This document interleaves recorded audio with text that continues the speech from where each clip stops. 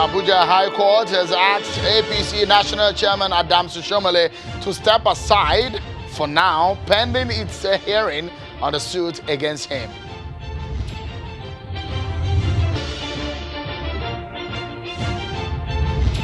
And a group of civil society organizations are asking that the National Assembly should kill what they describe as an obnoxious social media bill.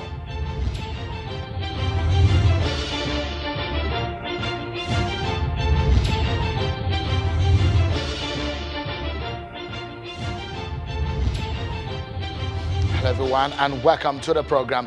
This is the midweek edition, I meant to say, edition of Politics Today live on Channels Television. I'm Sean Wakimbalo tonight. We have a 1 hour stretch of a show for you, perhaps some of the biggest political stories for you across the land that we'll bring into you tonight. So stay with us. We shall be discussing the leadership crisis rocking the All Progressives Congress APC, where the embattled national chairman Adams Oshiomhole has been asked to step aside by the court. How does that pan out for the APC? What does this mean for the party in power?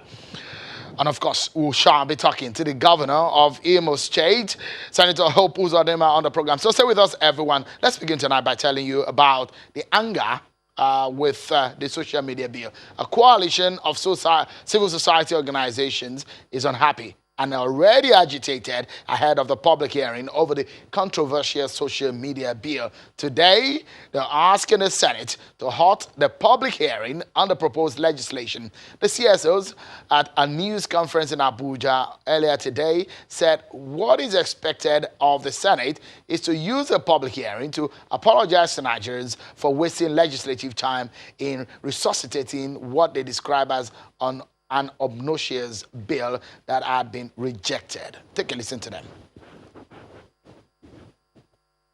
The social media/internet bill will further worsen the position of the country, as it would be seen as a self-serving plot by politicians to block the public demand for transparency and accountability.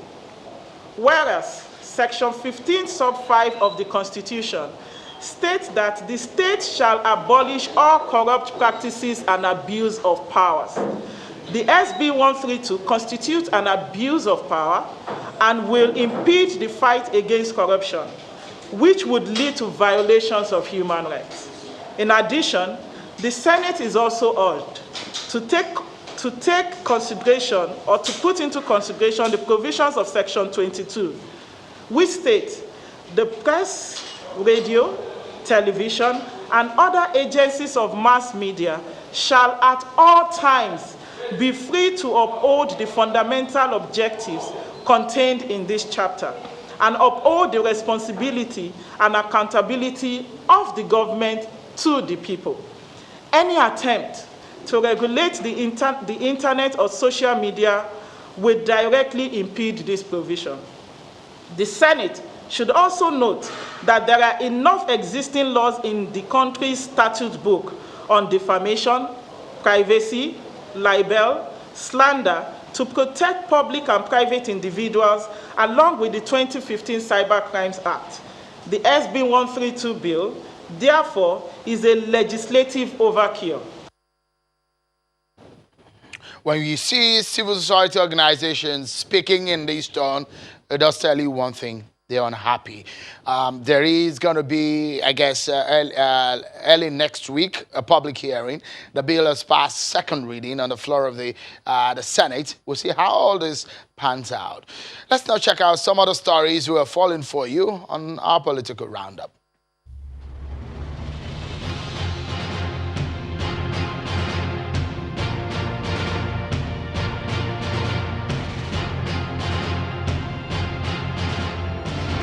The House of Representatives has considered and approved the report of its Committee on Niger Delta Development Commission on 346.4 billion naira NDDC budget for 2019 of the total budget. 22.3 billion naira is for personal cost, 13.5 billion naira is for overhead expenditure, 4.1 billion naira is for capital expenditure, and 305.5 billion naira is for development projects. Meanwhile, a bill for the establishment of the South-South Development Commission has also scaled second reading in the House of Representatives. As part of efforts to stamp out corruption in the country, the chairman of the Presidential Advisory Committee Against Corruption, Professor Issei Sage, has called on Nigerians to expose all known corrupt persons through whistleblowing. Speaking at a roundtable on entrenching whistleblowing in regulatory and revenue-generating agencies in Nigeria, Professor Sage says the fight against corruption can be won with the cooperation of all Nigerians. The Kano State House of Assembly read petitions against His Royal Highness Emir of Kano, Malam Sanusi Lamido II, who was alleged of misconduct contrary to the culture and tradition of Kano people. While reading the petition before the House during today's plenary, Chairman Committee on Local Government in Emirates, Honorable Zubairu Hamza Masu from Samaila constituency says the petition was in line with the submission of the petition to the committee by two people requesting the House to make necessary and thorough investigation about the allegations and take the action that is deemed appropriate. The head of civil service of the Federation, Mrs. Folashade Yemieson, has taken the oath of office with a promise to prioritize training of civil servants. She spoke after a brief swearing-in ceremony presided over by President Muhammadu Buhari at the State House Council chambers.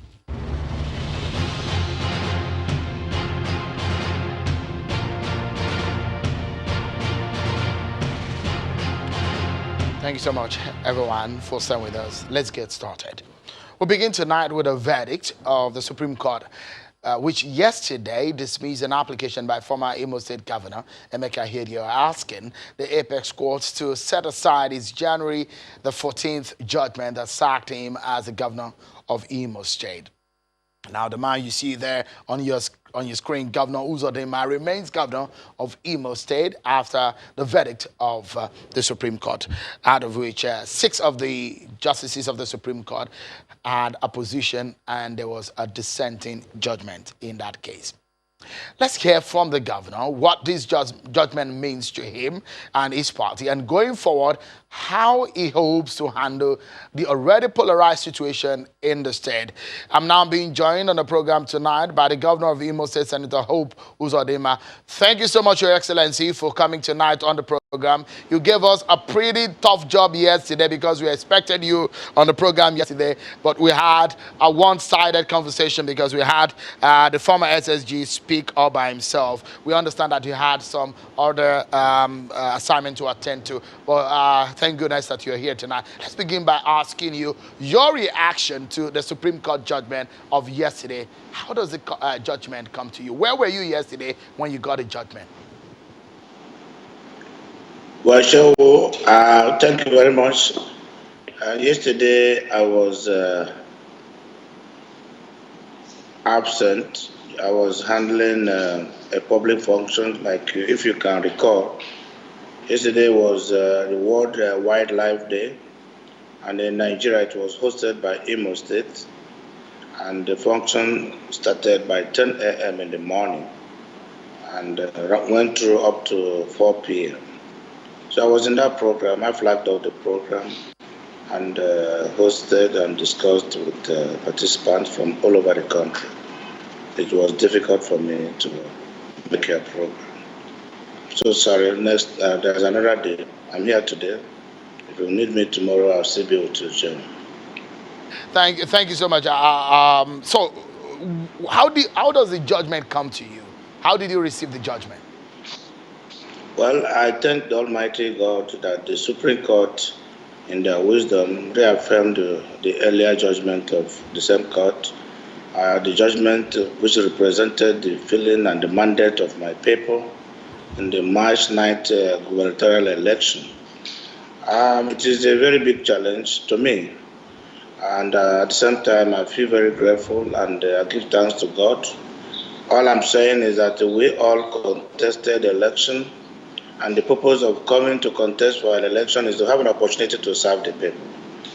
I earlier said yesterday to my people in Imo State, all stakeholders, to come together. I will run an open government. I'll run an all-inclusive government, and I'll buy into good ideas. Anything that will help, we can leverage from to better the lot of my people will be welcomed. So I invite everybody, all sons and daughters of Imo State, including Honorable Emeka Ihedioha I'm also inviting him through this medium to come and bring all good ideas he has that will help the state move to the next level.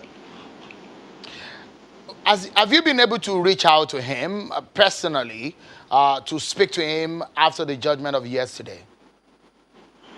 Well, of course, I will first reach out to God, to thank God very well, and also congratulate the people of Imo State for the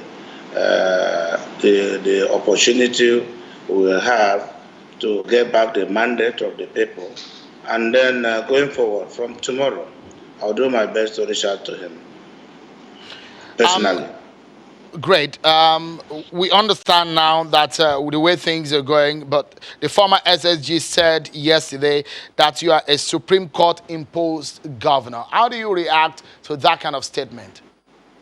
If you watched the news and the reactions of Imo people in yesterday, how jubilant this place is, and how people up to today are still celebrating and thanking God for the mandate that has been recovered, you will agree with me that the former SSG is on his own. Are you saying that what he said yesterday on this platform was not what you think Mr. Emeka Ihedioa's position, because he was speaking on behalf of Mr. Emeka Ihedioa as his principal? If the SSG is honest, he will tell you that on March 9th, the day of the election, he told his sheets he was arrested and detained and charged to court. The moment Emeka Ihedioa was sworn in, the first thing they did was to enter a nollie and stop the prosecution of that case. How can such a man tell you actually what represents the genuine feelings of Imo people? I don't want to quarrel with anybody. I have come to serve the people. My people voted me. The mandate was stolen. Through the instrumentality of the judiciary, whom I'm very grateful to today, we recovered the mandate. I'll use this mandate to serve my people, not to use the mandate to begin to quarrel or fight.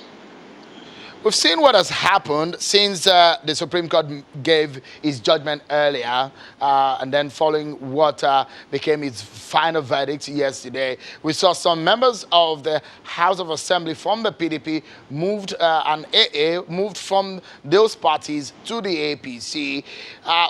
Were these coercion, or they just voluntarily moved? Because some people are already insinuating that they didn't move on their own volition. Justice delayed is not justice denied. These members of the House of Assembly are Imo people. They are Imo sons and daughters. They know all of us. They can write our testimonials. They know that the real politician whom the people voted for has now come. And they decided to join so that we'll be on the same page to develop the place. I think they are our people. The action very voluntary. Of course, I have no power to coerce anybody. If anything, BDP claimed to own everything in Imo State. But I can tell you Imo State is now one-party state. Okay, so in what is happening today, some political analysts have described the situation in the APC in Imo State, that there are the APC PDP or the PDP APC in APC. They also said that there are the APC APC and there are the AA APC. From what some people are saying, that most of the people that were with you when you were a member of the PDP are getting most of the attention since you got into office. How do you hope to change this perception and perhaps bring together those who have who are aggrieved and now back in the APC? For example, your very good friend, Senator Rochas Okorocha and his followers. I believe in the Project Nigeria. I believe in national integration. I believe in national cohesion. I believe that Nigeria is one. And I believe where the political action is now is in APC, because it's the national ruling party. And if we must be part and parcel of the Nigerian project, which will belong to where other parts of the country are, APC is the party of the moment. And of course, This party controls the central government. And everything about existence in Nigeria and governance today is derived from the central government. So listening to me yesterday, I did say very loudly that I'm going to embark on political evangelism. I'm going to preach to my people to understand that yes, yesterday was PDP, today is now APC. And where we are today is where everybody should be. And gradually, those who have not been able to understand the realities of today, the political realities, will come to terms with those realities and join the ruling party. I'm a member of the APC. I was in PDP before this time. I've seen the difference. This is where to be now. And gradually, people will understand through conviction. This is democracy. It is government of the people, by the people, and for the people. So everything about the people is why I'm here. I'm not here for selfish interests. I'm not also here to quarrel with people. I'm here to serve the people based on the ideology of my party, my own political ideology, and what I believe that is the vision for our people. That is actually why I'm here to serve. Governor Uzodinma, let's speak for a moment about governance and what you hope to achieve. For a moment, there are allegations that some people have not been paid salaries, workers in Imo State. When do you hope to offset some of these outstandings? Well, since I came, I've just been here barely 2 months. The first month I paid full salary. The second month I've also paid full salaries. I know there are salary arrears. I'll sit down, wear my thinking cap, look at the economics of all these things, and see how best to begin to ensure that workers are paid. Because for me, there is no leader who is a real leader that will be happy not paying salaries of workers who have worked for him. So for me, it's a priority. But I will do verification. The moment those areas are established, we will work together and see how best to solve the situation. I don't want to begin to criticize past leaders now, but I think I still have time to study and understand the real situation on ground before final decisions will be made. You said at some point that you are going to put security votes into governance or into paying salaries of workers. Are you still on that agenda of conversion of security votes into payment of salaries?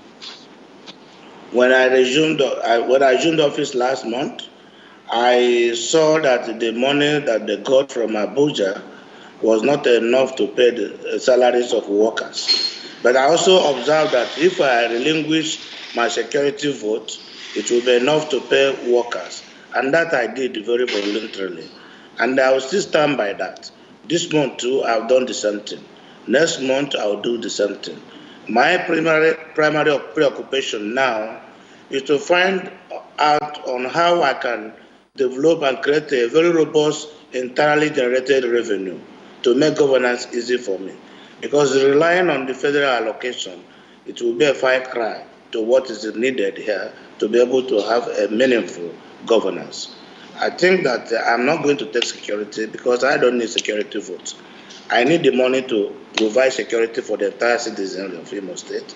I need the money to ensure workers are paid at the end of every month. We need the money to ensure that the schools are working. We still need a lot to do. I don't want to be protected personally and my citizens will be exposed. So those are so many things. Listen, Chen, we know I've been around for a very long time. I've seen all these things and they don't mean so much to me. I will exist as an individual. I will exist even taking salary or not taking salary. But look at the sorry state of the state. Look at how people are languishing. Look at how pensioners. I have a pension obligation of 56 billion before me now. Where will I get this money, Sean? We have to plan. You have to be a creative thinker. You have to do something different for you to be able to solve the problem. And by the grace of God, I'm sure we will get there. Governor Uzodinma, stay with us for a moment. We need to take a break and take some messages. But when we come back, there's a very important message I need to get from you to the people of Imo State. That's going to be after this timeout. Then we'll also talk to my guests in our Abuja studio about the crisis in the APC. Don't go anywhere, everyone. We'll be right back. Thank you so much and welcome back to the program, everyone. Tonight is a day that perhaps the APC top hierarchy will get thinking, and a tough one. The embattled national chairman of the party, Comrade Adams Oshamale, is asked to step aside. What does this mean for the APC? For a moment, we've been talking to the governor of Imo State, Senator Gov Uzodinma, who's the judgment of Supreme Court went in his favor yesterday, and has been talking to us of what he wants to do as a governor going forward. So let's get back to the conversation and get some of his thoughts in some of his closing moments with us on the program. Thank you so much, Governor Uzodinma, for staying with us. If there is one thing that is paramount on your mind and on the table for you, for the people of Imo State, what would that be? Well, first of all is the high level of insecurity in the state, the lot of the civil servants in the state, the almost near absence of federal government presence. Most of the institutions of governance are broken down. The attitude of the people has almost become anti the establishment. So we need to reinvent the state. And that is why I came with a 3R mantra: rehabilitation, recovery, and restructuring. So by the time we begin to implement all these my programs, all those things that will make the people go against the system, we begin to recover them. So we can recover the public confidence, so that the life will be worthwhile once more, so that the people can believe government, and government will have the opportunity to exhibit the governance. So I need the state to be recovered. I need the state to be what is sought. The confidence level of our people is corroding day by day as a result of this almost near lack of confidence in the system. So we need the broken down infrastructures, we need to bring them back. So governance is not just a bread and butter business. Governance is meant for thinkers.